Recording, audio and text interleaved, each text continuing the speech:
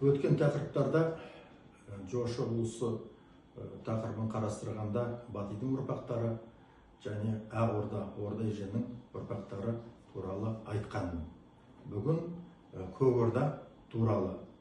Көк Орданы кезінде Батый өзінің інісі Шибанға берген еді. Шибан Батыймен бірге батыс жорығында қолбасшылардың бірі болып көзге түсіп, ақыры осы Батыйдың берген Көк Ордасын билік еткен.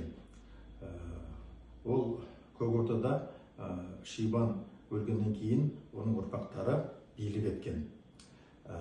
Енді Батыйдың ұрпағы мына Өзбек хан өлгеннен кейін оның балалары бір-біріне таласып, ақыры биліктен айырылып қалғаннан кейін мына Ақ Орданың билеушілері, яғни Орда еженнің ұрпақтары билікке таласады.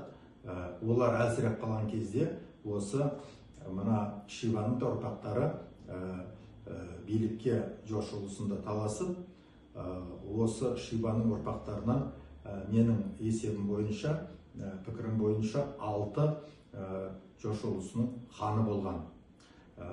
Одан кейін қалғандары Сібір хандығы және мына Түмен хандығын басқарған еді. Бірақ уақыт келгенде осы Шибанның ұрпақтары өздерінің жерлерінен және биліктерінен айырылып қалады. Сұрақ, неге айырылып қалды? Көптеген себептердің бірі, ең басты себеп бұл 8-ші буынның синдромы дейміз. Яғни Шибанның ұрпақтары бір-бірімен билік үшін таласып, әлсіреп, ақыры биліктен айырылып қалған. Міне осы 8-ші буынның синдромын осы мен құрастырған схема таблицадан көруге болады. Егер қарап тұрсаңыздар, мына Шыңғыс ханның атасынан санағанда ең 7-ші мына жошы Бұқа. Ол Көк Ордада 1280-1310 жылдары басқарған еді. Осы жошы Бұқаның 7-ші ұрпақтары Тимур шейх, Әбілқайыр, Жұмадуқ және Махмудек екен. Тимур шейх бұл енді кезінде бұның еліне мына 2000 ойрат қалмақ шабуыл жасап, малын жанын айдап кеткен. Сол мына Тимур шейх аз ғана қолмен қуып жетіп, соғысып, сол қақтығыста қаза болған. Мына Әбілқайыр өзі кезінде жетім өскен, мына Жұмадуқтың қоласында Жұмадуқ мына Қажы Мұхаммедпен соғысқан кезде қолға түскен, оны босатып жіберген. Бірақ билік үшін Жұмадуқ қаза болғаннан кейін мына Әбілқайырды 17 жасында хан қылған. Бірақ мына Әбілқайыр сол Сібір хандығын мына кімнің Қажы Мұхаммедтің балаларына қалдырып, өзі мына қаза болған Барақтың жеріне көшіп келеді. Барақ мына Қажы Мұхаммедпен, менің білуімше, соғыста қаза болған.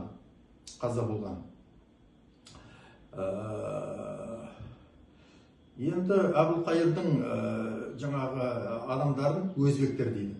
Оның себебі кезінде Өзбек хан реформа жасаған, Батыйдың ұрпағы, және мына 7-ші Шибанның ұрпағы кезінде бұлар да көтерілген болу керек, егеменді боламыз деп. Сол кезде мына Тоқты және мына одан кейінгі болған өзбек бұларды қырып тастап жаңағы егеменді боламыз дегендерді. Және мына Өзбек хан мына исламды мемлекеттік дін қылған, дінді қабылдамайтындарды қырып, көбі қашқан. Осы мына қосылғандарды соның ішінде мына Әбілқайыр да болуы керек. Мына исламды қабылдап, сол жолмен жүретін. Осы сондықтан мына Әбілқайырдың адамдарын өзбек деп атаған, менің пікірім бойынша. осы Әбілқайыр келіп 40 жыл Барақтың елінде Жошы ұлысында хан болған. Енді Жұмадуқ, жаңа мен айттым, қаза болды, оның балалары белгісіз. Келесі Махмудек. Махмудек Хаджи Мұхаммедтің баласы. Хаджи Мұхаммед аз ғана уақыт Алтын Орданың ханы болған, одан кейін Сібір ханы болған. Махмудек те Сібір ханы болған, бірақ көп мағлұмат онда жоқ. Ал енді Шыңғыс ханның өзінен санасақ, оның 7-ші ұрпағы Менгу Темір көріп тұрсыздар. Ал Менгу Темірдің 7-ші ұрпағы Буреке, Шейбани, Мұртаза және оның бауыры Құтлық. Буреке сұлтан, ол Әбілқайыр 1468 жылы қайтыс болғаннан кейін, ол өзінің әкесі Едгарды хан қылып қойдырады. Бірақ Едгар көп болмай келесі жылы қайтыс болғандықтан, Шейх Хайдар, оның ағайыны көріп тұрсыздар, Шах Будақтың бауыры Шейх Хайдар хан болады. Осыған қарсы Кереймен Жәнібек, одан кейін Иба және Буреке сұлтан қарсы соғысқан билік үшін. Ақыры сол қақтығыстардың біреуінде Буреке сұлтан қайтыс болады. Келесі 7-ші бұл Менгу Темірдің жаңағы ұрпағы Шейбани. Шейбани